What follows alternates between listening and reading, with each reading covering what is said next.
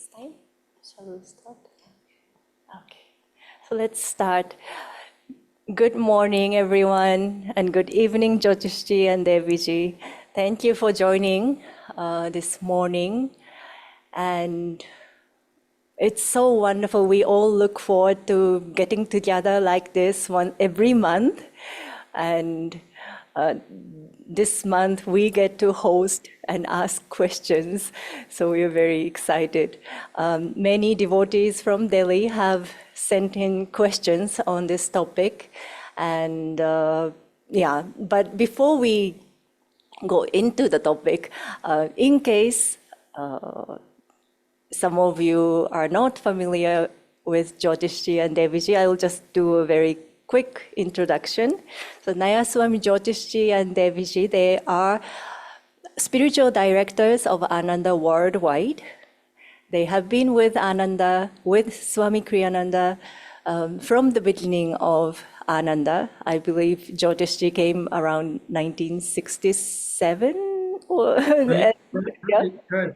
Yes, or Devi came around 1969, I think. Yes. So since then, they have been really living and sharing the teachings of Paramhansa Yogananda and, of course, of Swamiji. And, they are very active in sharing. Many of us also look forward to your weekly blog.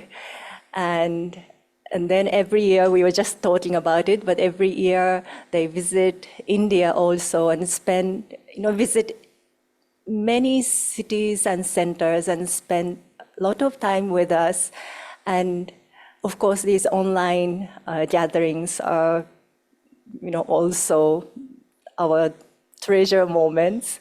And I was just thinking, of course, all of us devotees and disciples are connected by masters and Swamiji's vibrations and teachings, but it is through you that we really feel that we are connected, we are one family, when we have this kind of opportunity. So thank you very much.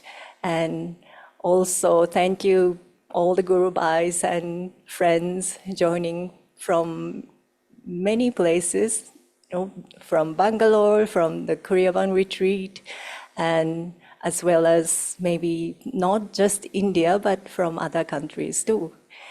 And okay, so today's topic, as many of you might know, is how to become or how to be a warrior of light.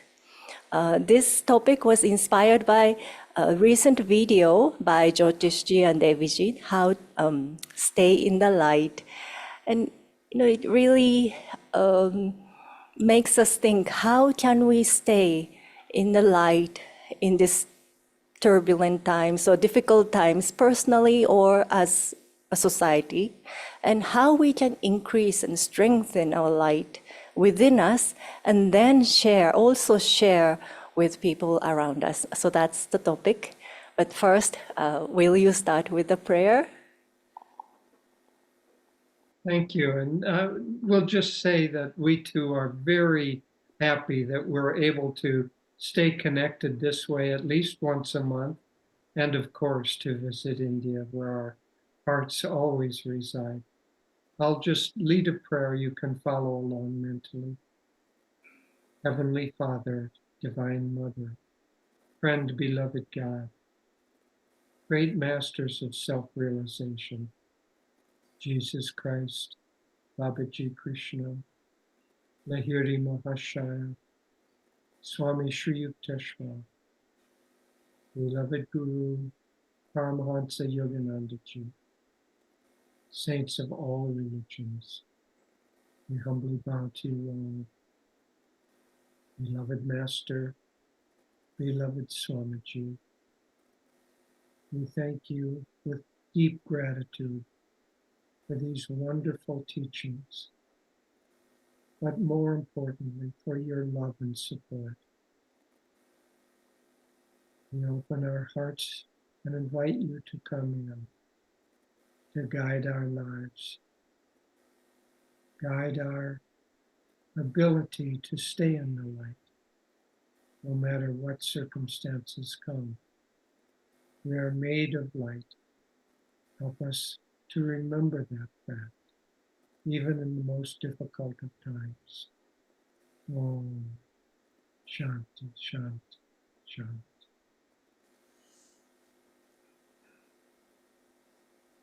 Well, we'll begin by addressing the topic a little bit. You know, in this age that we're in early Dwapara Yuga. And first of all, at any time when there's a change of ages, there is bound to be some tension because people being born in this age, we still have people with deep Kali Yuga consciousness. And they're being born and they want to hold on to the forms of Kali Yuga. Then we have many people being born who are of Dwapara Yuga consciousness, or I honestly think that many people of Ananda are more of a Treta or Satya Yuga consciousness because we long for merging with the light, which is the trait of Satya Yuga, and we long for the kind of harmony and peace that is possible in Treta Yuga. But in this age, peace is not possible. As we can see around us, there is a lot of conflict, not only because of the change of ages, but conflict comes from man's consciousness. Master talked again and again about how really our souls are born in the light and they live in the light. But as we act in the world, as we take on incarnations, our choices in those incarnations are either those which move us into the light or those that move us away from the light. And so individually, what that means is that when we make choices wanting expansion of consciousness, wanting peace and harmony and unity, all of that is more in tune with the consciousness of God. But we also individually make choices that draw us away from that.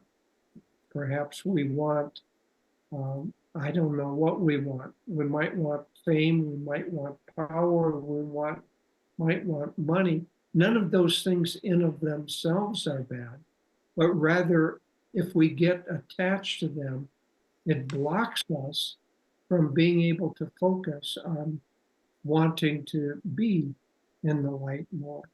So in any case, the time that we find ourselves, the mass consciousness of the world has a great deal of conflict in it. We can't avoid that conflict. It's not our nature to be in conflict with others, but if conflict exists all around us, we can't avoid it. All of you in India recently experienced the difficulties between, in Kashmir, between Pakistan and India. And those tensions arose. 2 or 3 days ago, a war broke out between Israel and Iran. And obviously, we have other conflicts going on around the world. One time, Ananda Ma was asked about the incursion. This was many, many decades ago. But when China had kind of crossed over the border into India, it must have been in the 1940s or 50s. In any case, someone asked Ananda Ma if they should evacuate Delhi because of the possible conflict. And Ananda Ma went into deep meditation, and then she came and she said, no, we won't need to evacuate. In fact, this tension will not last more than just a few days. She said that the goddess in charge of China said, our boys are getting restless. We have to let them do something, but she won't let them do very much. And so what that indicates is that these are, in a certain sense, God knows the consciousness of mankind. And he is watching, and it's almost like a pot that's overheated and it has to let off some steam. But because we're in a rising age, it won't be serious. Our job as devotees and as disciples of this great path is not to get caught in the darkness, but to keep our consciousness in the light, keep our consciousness wanting peace, wanting to help people, wanting to keep an open heart, all of the positive qualities of a devotee. And if we do that, we will act as a counterbalance to the darkness that is swirling around in the world. Namaste, everyone. I will also add a few comments and then we'll begin with the questions and answers. You know, we have such a wonderful opportunity right now. It seems like it's a terrible time in many ways. This poor country of America is going through a period unlike anything I have ever seen in my lifetime. And yet we need to understand that everything that comes is an opportunity for us to stay in the light, for feeling God's wisdom and grace behind it all. And how do we do that? It's enough to talk about. It isn't enough just to talk about it, but I would just touch on 4 things. 1, a regular practice of meditation is the most valuable thing you can do for yourself and for the world. And I can say this, you know, I've been meditating since I came to daily, twice daily, since I came to Ananda, you know, more than 50 years ago. And it's hard to see the changes in yourself because they're subtle. But now looking back, I see the world so differently than I did before I started meditating. And so I really urge all of you, no matter what the demands in life, family, job, whatever it may be, health issues, set a minimum of time that you meditate every day and don't walk away from that. Don't let it go. And if you have that regular practice of meditation, something in your consciousness begins to change. And then building on that, the second point I want to make is attunement with the guru, because the masters are always with their disciples. We're not just disciples mentally, we are their children, and they are with us. You know, just this morning, I was doing something in our home. We have so many things here that Swamiji gave us over the years, little gifts.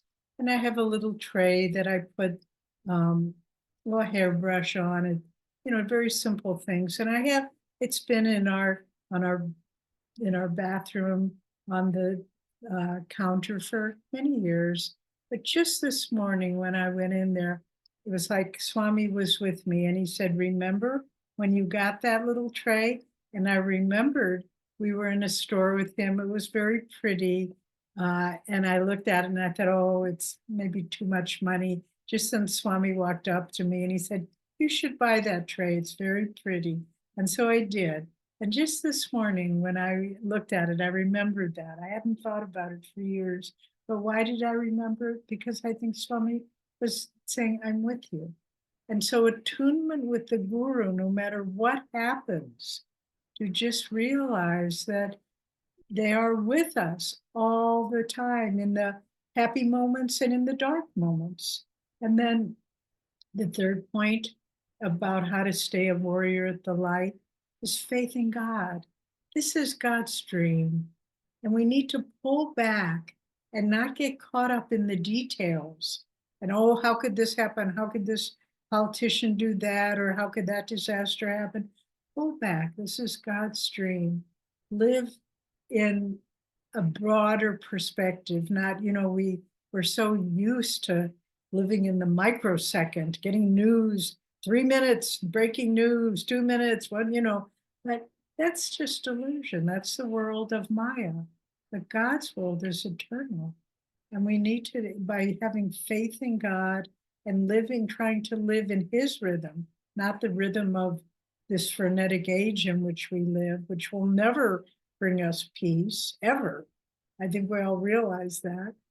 And so to just realize that the only reality is God. And if the world is going through a hard time, it's a moment in eternity. And just Master called this beautiful book of poems, Whispers from Eternity. That's where he lives, and that's where he's wanting us to live as well, not in the moment, but in the longer rhythms. And then finally, the fourth point I want to make is, and you mentioned, Shika, the blog that we write weekly. And if you don't receive it, if you're listening, it's very easy to get. There's no cost. And we've been writing them for 12 years every week. It's amazing. And we really encourage you to sign up to receive these blogs. But the one I wrote that just came out on Friday was how to rid our mind of the mental static of fear. And to really, when we start feeling anxiety and fear, we read the news, oh, this happened, that happened, just to consciously don't pick up those vibrations of fear. The world is so filled with fear right now, and all sorts of negative emotions, hatred and revenge, and it goes on and on, unlike anything I've ever experienced in my life. But we can either tune into those, or we can say, I'm going to tune in to a different radio station. I'm going to tune in to the station of joy, of peace. And so to really be very aware of what influences we're allowing into our consciousness. This is the people we associate with. Sometimes we can't choose it. There are negative people at work. But if you know acquaintances that are always negative and angry and complaining, maybe don't spend so much time with them. If you watch movies that are filled with violence and bad images, don't indulge in those things, but try to keep your tuning in always to the radio station of peace and light and harmony, and avoid those things that try to influence you in another way. So these are all thoughts, and then we'll invite you both to ask us some questions. But it's a very important topic, and we are Master's warriors, all of us. We are his army, and we have to take up, as Swami said, shouts not of anger, joy will be our gun. We have to take up the ammunition of joy and harmony and love and unconditional acceptance.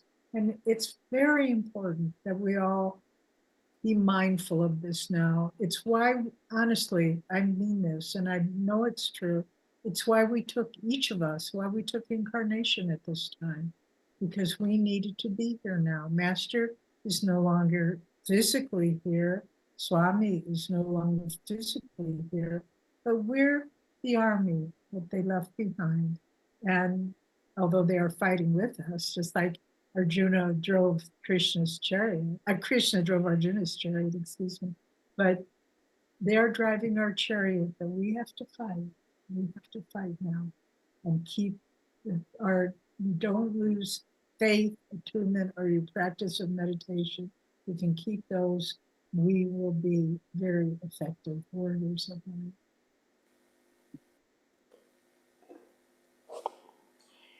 Thank you, Jyotishji and Deviji, for those beautiful words. Taking from there, I think what you said, that all of us at Ananda have that yearning and longing to be with the light, to have peace and harmony. And you suggested how we can with the macrocosm, with so much conflict around us. But what about us in a personal level also? When we have troubled situations, maybe at work, maybe at home, maybe, with our children, with our families, and then it really just continues for a long time.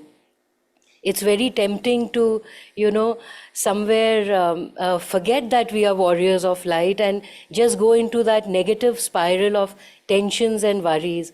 So, how do we quickly come out of that? How do we keep on holding to this longing, this yearning that we have? Many of us may not be also going through a lot of troubled times right now immediately, but then that's the nature of sansar, and everything changes.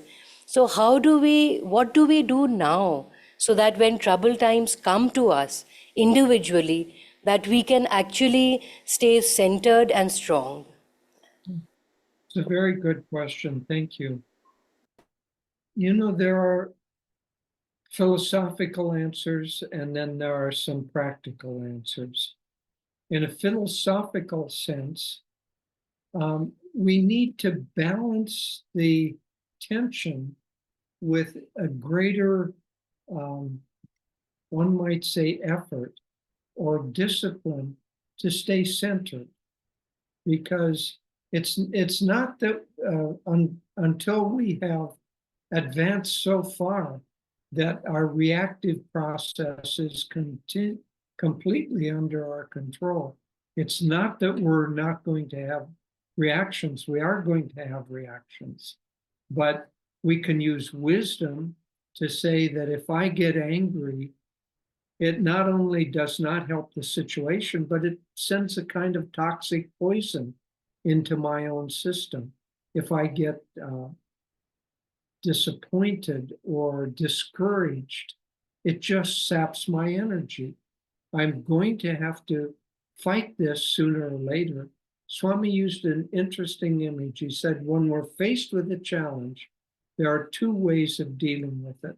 You think of the image of the challenge being here and our energy being here.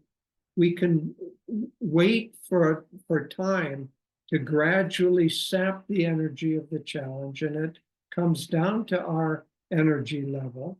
And that happens, that's the nature of the waves of samsara. They go up and down. So the difficult situation, if you give it time, it will gradually come down.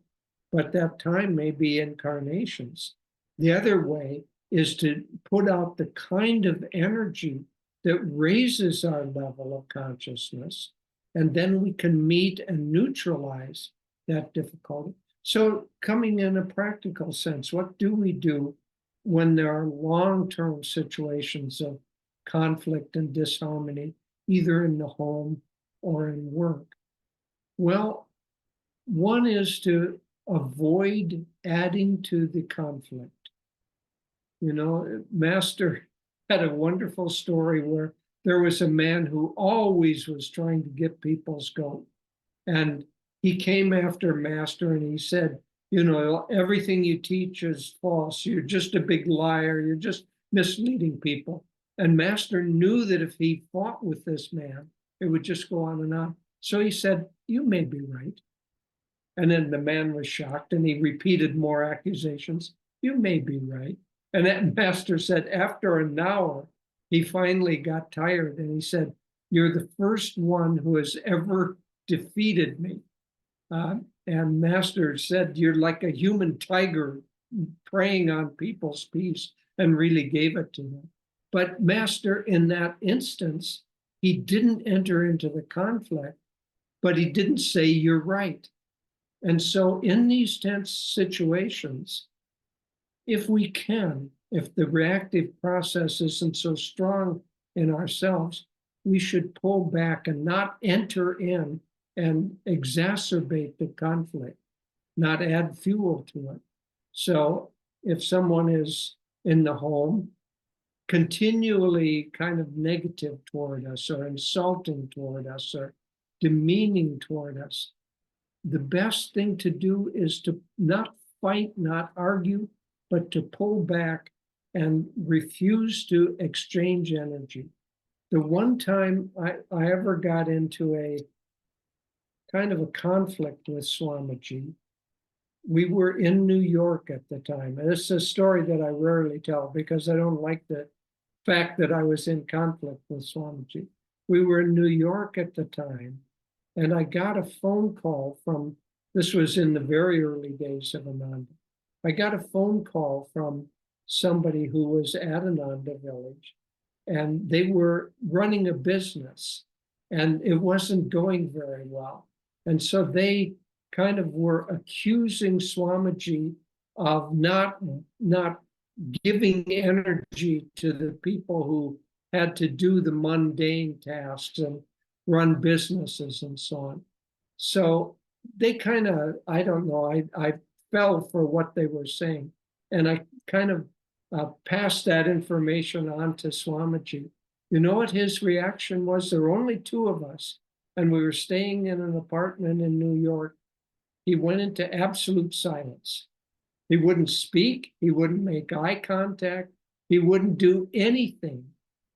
And finally, after about it was an evening and into the morning and after breakfast, I said, Swami, I'm sorry. I shouldn't have said that. It isn't fair. You have your own thing to do and others have their work. He said, I'm glad you understand. I'm glad you apologized. And then it was just as if nothing had ever happened. But it's a very good example of what I'm saying. When there's conflict, stay away from the conflict. Don't add to it, but don't give in to it. Because a warrior of light is very strong. We have to be strong. We just have to be strong in a positive, not a negative or argumentative way. Thank you, Jyotish. A few thoughts occurred to me on this as well. Again, we need to remember that when we accept the life of discipleship, everything that happens, it may seem like, oh, my mother-in-law has been rude and unpleasant for my whole life. But everything that happens is the Guru trying to get us to transcend the events of our life. Maybe it's gone on for, as I say, a long time. But there's a story that we've probably all read in the New Path when Swami, he had just been with Master really a few months. And Master invited him and another one of the monks to go out to the desert retreat at 29 Palms. And he asked them, he said, I want you to dig a swimming pool. Well, it's a swimming pool he never used. It was just an excuse.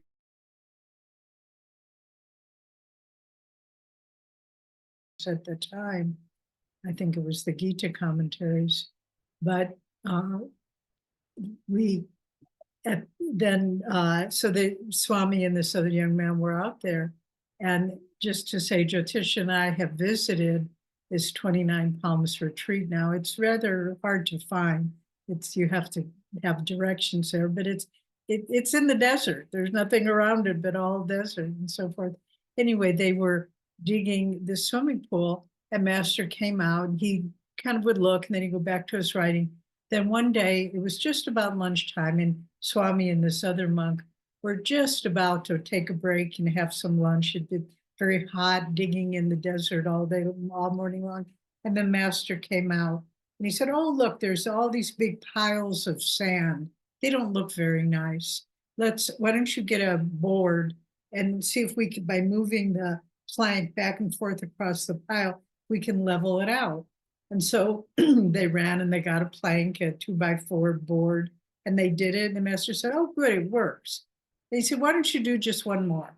And they did just one more. And by this time, they're getting really exhausted, totally sweating. One more, kept it. And then finally, Swami burst out laughing. And Master said, it's been a good joke. Let's go and have lunch now. And so what's the point of this story in this context? That God will keep saying, one more rude comment from my mother-in-law, one more, one more unfair action from my boss, well, one more. And if we can just step back, detach, that's the whole point here, detach from what other people are doing. We have no control over it.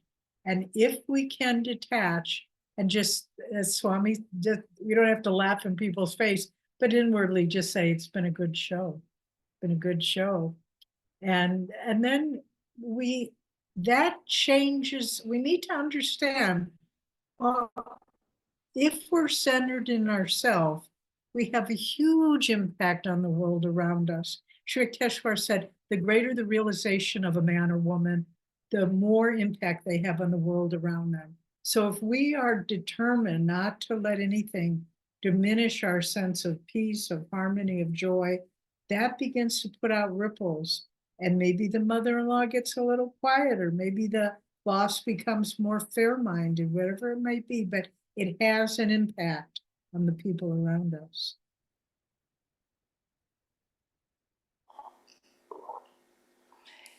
Thank you. Kind of maybe related, or maybe going into a little more specifics, that we had this question that how compassionate should a warrior be? And I think the thought behind this question was that, even when you're sharing the spiritual light, you meet people who take advantage of your kindness, your sincerity, and it's easier to share the light with like-minded people, obviously, but when you go out, many people, as we were talking about the yugas, but there are many people who work in a more ruthless, mercenary warrior way. So in that case, how compassionate should we be, or do we fight back? How do we fight back? Do you have any thoughts on this point? Right. Well, first of all, compassion and strength are not opposite qualities. We can be compassionate and we can also be strong at the same time. One of the things that's helpful is to discriminate for ourselves between a person's action and the person themselves. We can be compassionate toward the person, but absolutely firm in not allowing negative actions or wrong actions to be directed at us. And it depends a lot on the circumstances, how you have to be strong, but how do you fight back? Sometimes fighting back verbally is needed. Master never lost his center, but he said some people didn't get the point unless he was very firm. There's a wonderful story of him scolding one of the monastics, and he was just shouting as if he was really angry.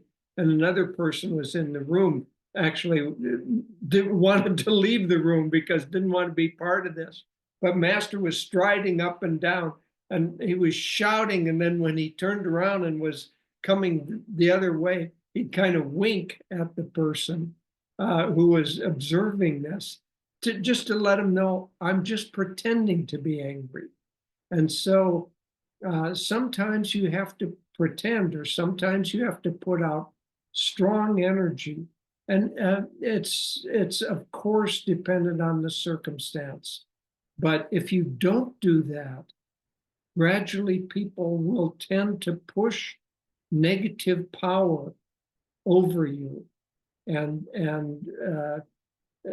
I don't know, it's probably due to many different psychological causes, but maybe insecurity, they try to suppress other people, whatever it might be. But you have to be firm in pushing back, but you don't have to be angry. You don't have to be lacking in compassion. In fact, in your mind, you should hold the compassionate thought that this person is acting terribly. I cannot help them continue this pattern. I have to do something strong to help them break this pattern because it'll bring bad karma on them. So strength and compassion, strength and kindness, strength and loving energy, they're not opposites. They're related to each other, but we can't just allow people to steamroll us. But thank you, Jyotish. But it's important to understand that being a warrior of light is not it's not always an outward action. It's not always what we do. It's who we are. And I know Swami would walk into a room and maybe there had been some, I don't know, dissension or disagreement among the people. As soon as Swami would walk into the room, I saw it so many times, everything just would become harmonious without him saying, what's wrong? Why are you arguing? What's the problem here? It just, so being a warrior, part of it is an active job of responding when something is adharmic, not, but a good example is Gandhi, the approach Gandhi took to free India from the British colonization. And they were never angry, but they were strong in truth. And in that strength in truth, they were victorious. And so that's a good example of warriors of light. Not what they weren't, to the British, they weren't, conciliatory or, it's so nice that you're taking our country and our riches away from us. But they just were firm in themselves. This is not what is meant to be happening in our nation now. And so being a warrior of light, even with difficult people, it's very much less what we say than our inner attitude and our inner commitment to the truth, to higher values, to what we know is right. And there's an amazing story. You may have heard us share it. It was in a documentary we saw, Return with Honor. And it's the story of American pilots that were shot down during the Vietnamese War and became prisoners in North Vietnam in terrible conditions, all in solitary confinement, all, just being every day being tortured, every day for information that they didn't have. And one man was a very devout Christian. And when he would be dragged into the room and what he knew was going to happen, that he would be tortured, he just would be praying and praying and praying, whatever he'd be citing verses from the Bible or Psalms, or just trying to keep his mind on his image of God, which was Christ. And then at a certain point, he was just sick, exhausted, and they dragged him in to be tortured. And he just prayed to God and he said, God, I have nothing left. I can't even pray to you. You have to take over now. And in that moment, he said, I felt this wave of grace just come over me. And I looked at the man who had been my torturer. And the man said, don't you understand? There's nothing you can do to hurt me. And there was so much power in his presence that the man ran out of the room and never went near him again. And so that was an inner strength for a faith in God. And that's the most powerful force in the world. And so not to be a warrior, this man was a warrior of light, and he lived to tell the story and was brought back to the United States. So it's important to understand that our inner consciousness is what enables us to be a true warrior of light. There are a couple of important points. One is that the more we meditate and the deeper we meditate, the more centered we get, and we become like the trunk of a tree that can't be moved by somebody pushing against it. The other is that, as Devi was saying, in this case, attunement with Christ, with Jesus, but for most of us, attunement with Master will give us that strength, because these great avatars are people of great strength. And if we don't have the attunement, then for Master, he has written many affirmations. Read his writings, chant his chants, meditate on him, look into his eyes, but also find an affirmation. There's an affirmation for psychological success. And it's a wonderful one to give inner strength. So by repeating an affirmation, we begin to turn the subconscious thoughts that don't go along with what we want consciously. We begin to convince them of that. So use affirmations.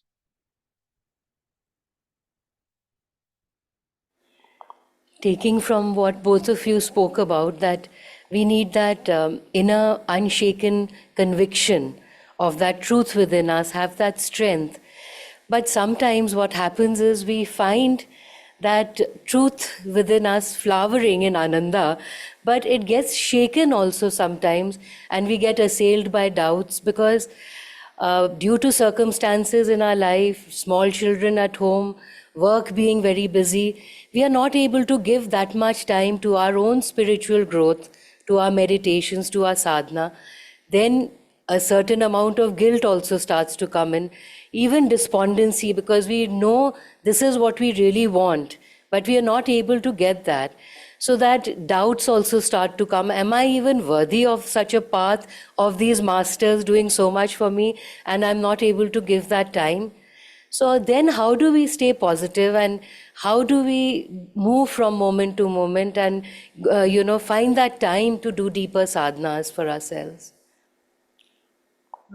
Thank you, Rashida. That's I think a question that many people can relate to.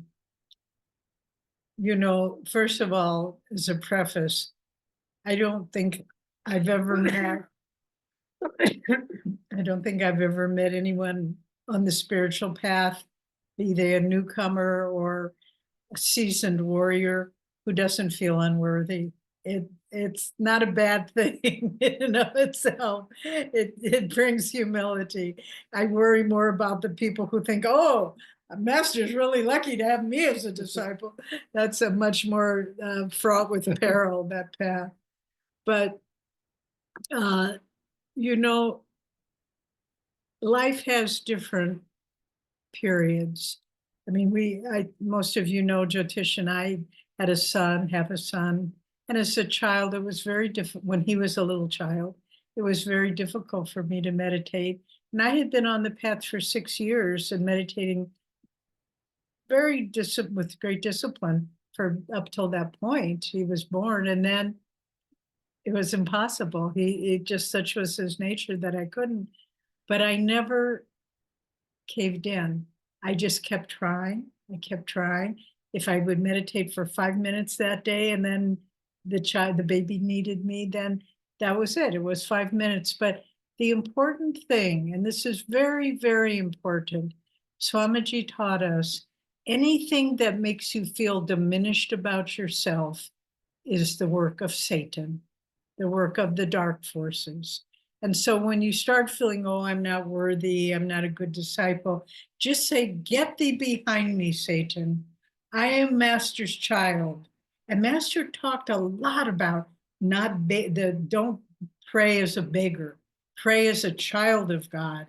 And if you can hold on to that concept, I am a child of God, I am Master's child, that in itself, that thought will help get you to a period of your life, crossing the karmic period where maybe you can't meditate, but never, ever accept the fact that you're not worthy of this path. Master chose each one of us. We chose him and he chose us. And he knows if we're worthy or not. It's just like, well, Okay, you must see something in me I don't see, but nevertheless, I accept your judgment over my own. And so it's very important not to get despondent spiritually. When you start feeling that way, just say, get out of here, banish those thoughts. And maybe I meditated for 2 minutes today, but I tried.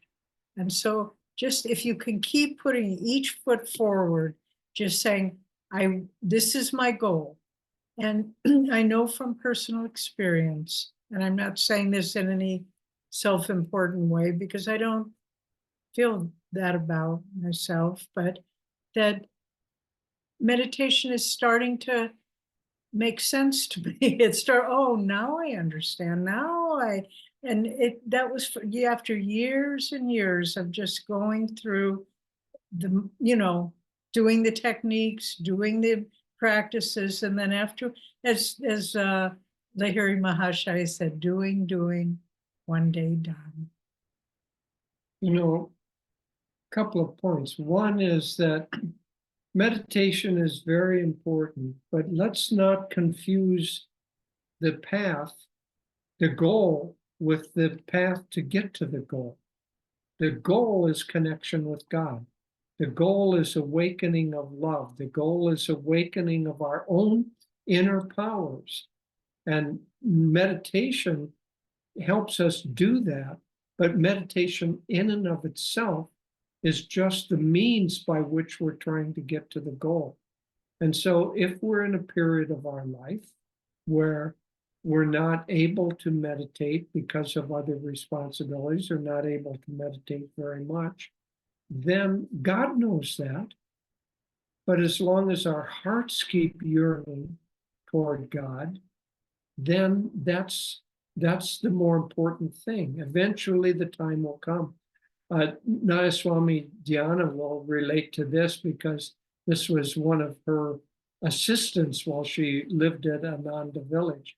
She has a wonderful magnetism to attract volunteer energy.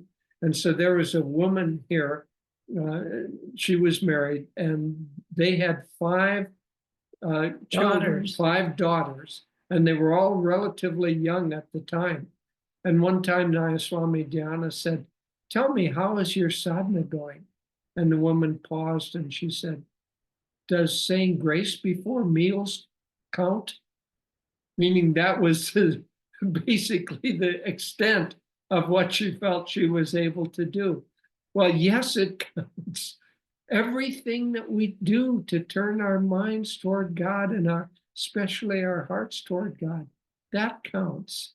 And so if we're despondent or discouraged or upset with ourselves because we aren't able to do something that we simply aren't able to do, then just say, well, God, all I can do at this point is bring you who I am. You've got to accept me as I am. And in that beautiful passage in the Bhagavad Gita, when Krishna says to Arjuna,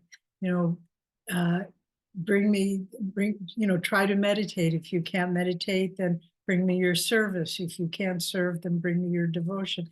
And then finally, that beautiful line, if you can't do that, bring me your failure. What does that mean? It means just if we offer our lives to God, even in a spirit of failure, God receives them, and He knows our sincerity.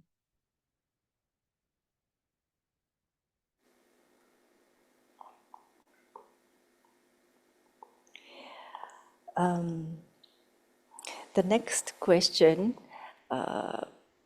came from someone in the business who is in a leadership position.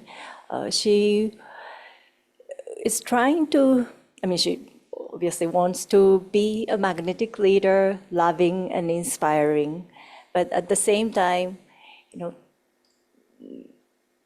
there are times that her ego comes forward. This is what I want to do, or this is my desire, expectations.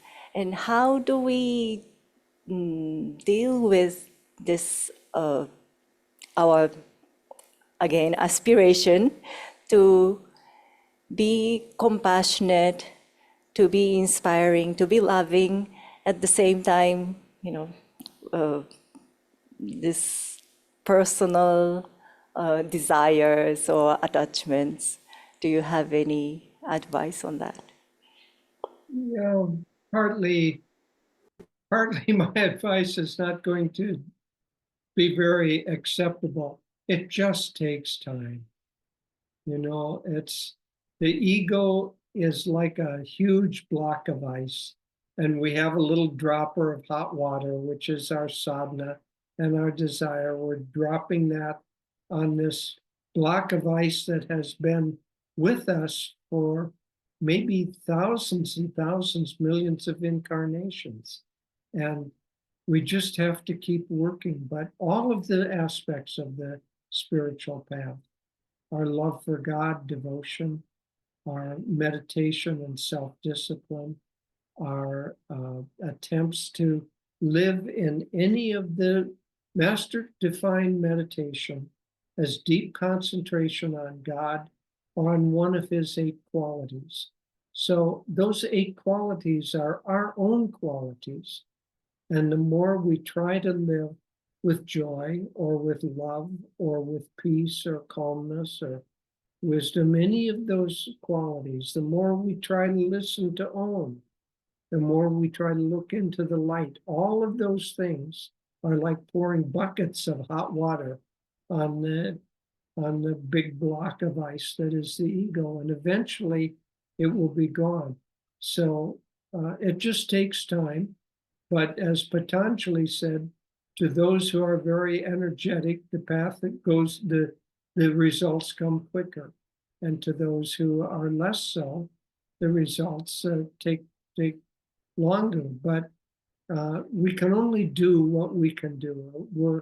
We're always kind of at an edge between the pulls of the past and the ego and the desires for the future. And we just have to keep doing our best to work toward and realize our aspirations, and to realize that as we do so, God and the gurus are supporting that effort. And, until we're free of ego, we have to act. And if maybe our action is to be a successful business person, maybe it's to be a good parent, maybe it's whatever it might be, but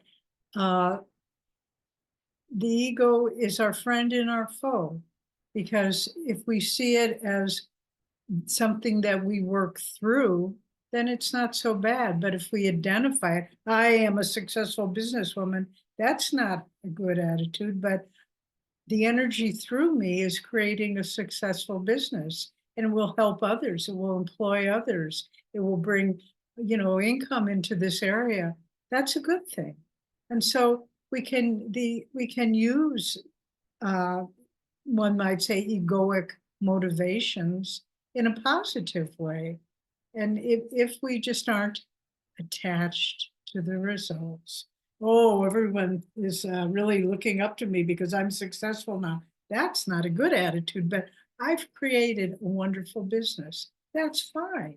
And so it's really a matter of inner detachment from the fruits of what we do. And in that case, look, Swami Kriyananda, accomplished so much in his life, just really, when you look at it and study it, it's almost humanly impossible, everything he was able to accomplish in his life.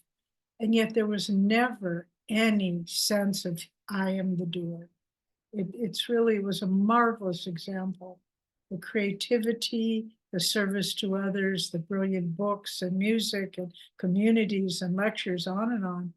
But it never was the sense, I am the doer. And so that's, if we can contribute to the world, to help others, it's not a bad thing.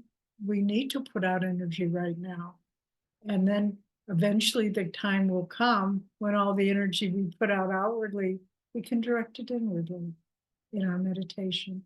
But That's a later chapter. Whatever we do, if we do it as well as we can, as powerfully as we can, even if there is mixture of egoic motive and not, selflessness, nevertheless, we're gaining strength, we're gaining clarity, we're gaining control over our willpower, we're gaining all of the qualities that we need.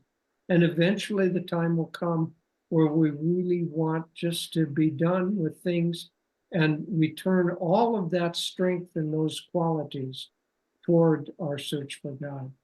But in the meantime, anything that we do, let's do it well, unless it's evil. But I don't think there's anybody listening to this who's engaged in evil things. Define evil. That which, I don't know, that which is consciously harmful to other people. Okay. So, taking from that again, as warriors of light who want to be in the light, we sometimes do try to put our egos aside and do a lot for people, for our responsibilities. Then, at the end of it, after maybe many years of that, we still face rejection, maybe even contempt and ununderstanding about what we've done and selflessly we've tried to do. So then what should we do? How do we hold on? For example, a devotee has written an example.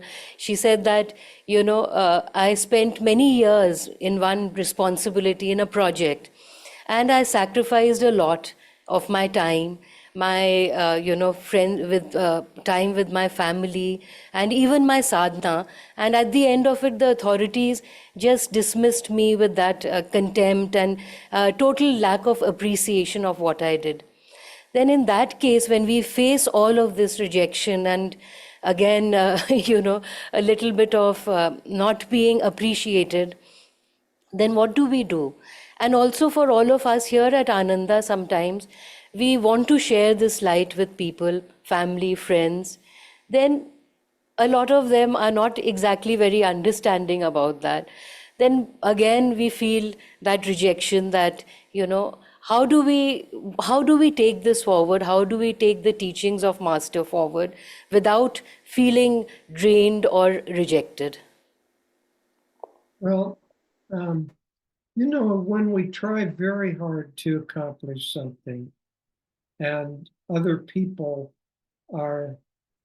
reject us or are disdainful toward our efforts, it is painful, unless we're completely non-attached. And in that case, who knows what the result will be. But none of us, very few of us, are not attached at that level. But certainly if people act poorly toward us, the first thing to do, if possible, is remove ourselves from their presence. If a person has been treated that way in a position at work, she should find another job, because those people just are not treating her right. But the less expectation we have, the less we will be hurt. And the more, even if we are hurt, then how to deal with it, the best is to say, well, there must be something I needed to learn in this situation. God and my own soul brought this to me, and let me put aside the hurt or the misunderstanding and see if I can understand what the lesson is that will help me. I know we don't have a lot of time left, but when you were asking that question, Vasudha, it reminded me of Swami Kriyananda's life. He had been a faithful disciple of Master and part of SRF for many years. And then they threw him out, misunderstood his motivations. Just hurtfully, cruelly, and he could have been destroyed by that. But what did he do? He said, maybe they just, reject me, but I still have the desire to serve other people. And so by that rejection, which is probably more than any of us will ever go through, he created Ananda. None of us would be sitting here talking today, or at a Kriyaban retreat, or at the center in Mumbai, or West Delhi, et cetera, Bangalore and Chennai and Pune and all the places. We wouldn't be here if Swami hadn't transcended that rejection. And so there's a phrase, when God gives us lemons, we should make lemonade. And so we can turn the most difficult things in our life into something that can be of service to others. And but is it easy? No, it's not easy.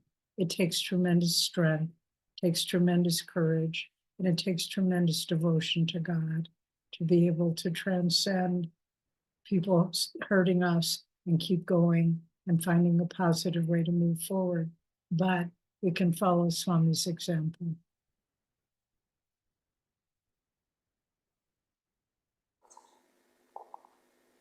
Thank you so much. And it is already time to conclude the satsang.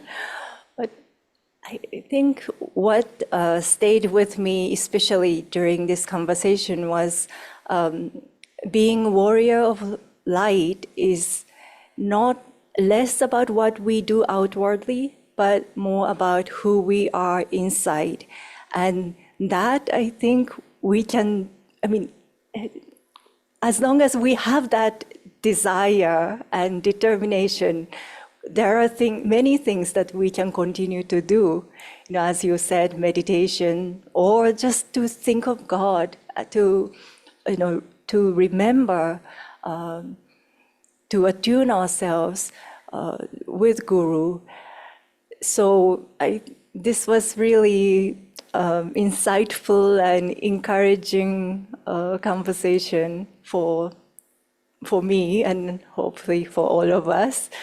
And just before we conclude, I wanted to make a small announcement, which we were talking in the beginning also.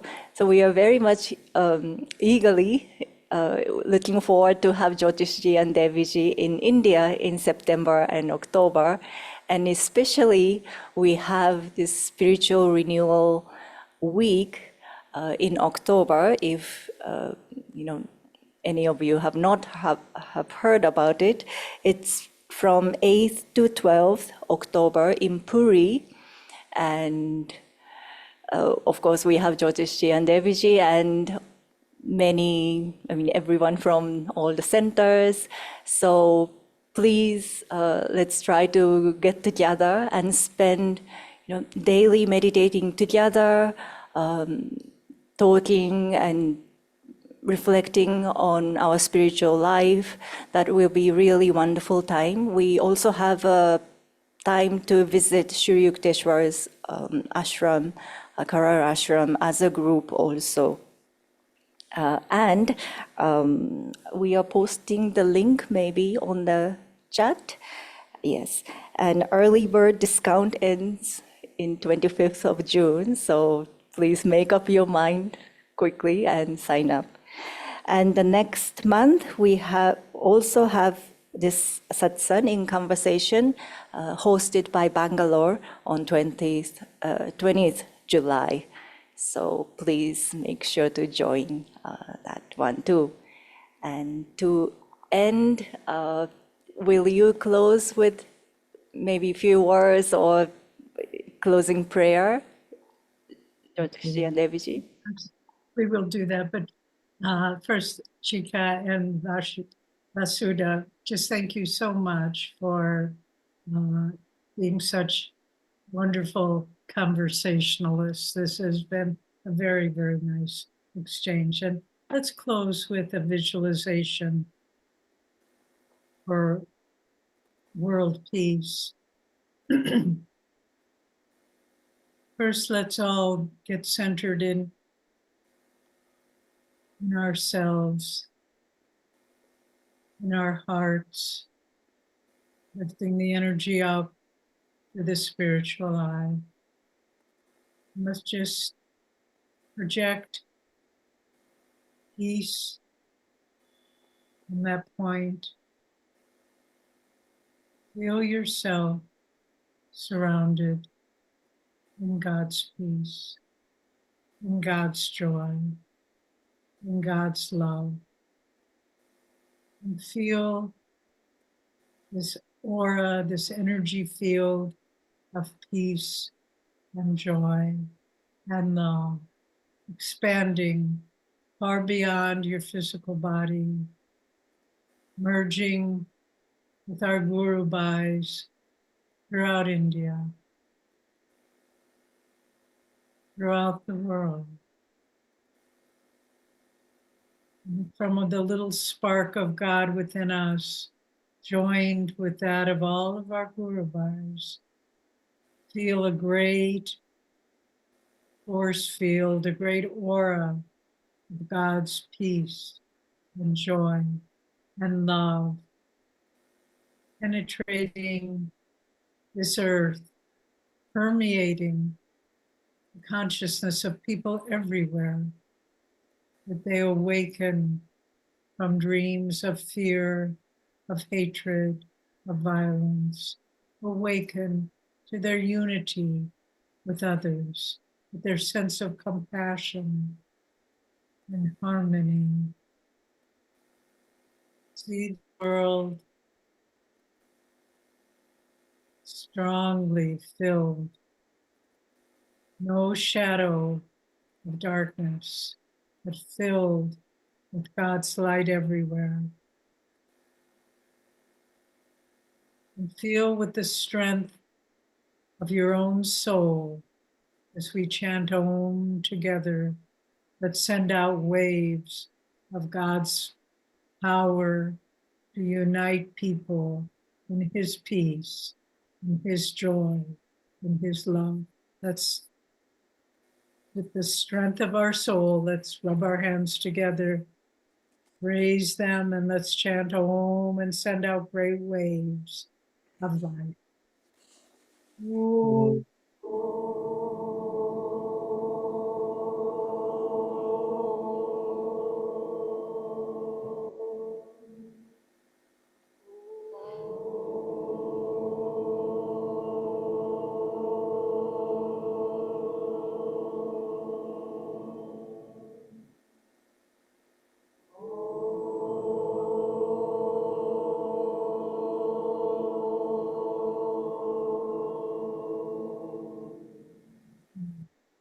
Shanti, Shanti,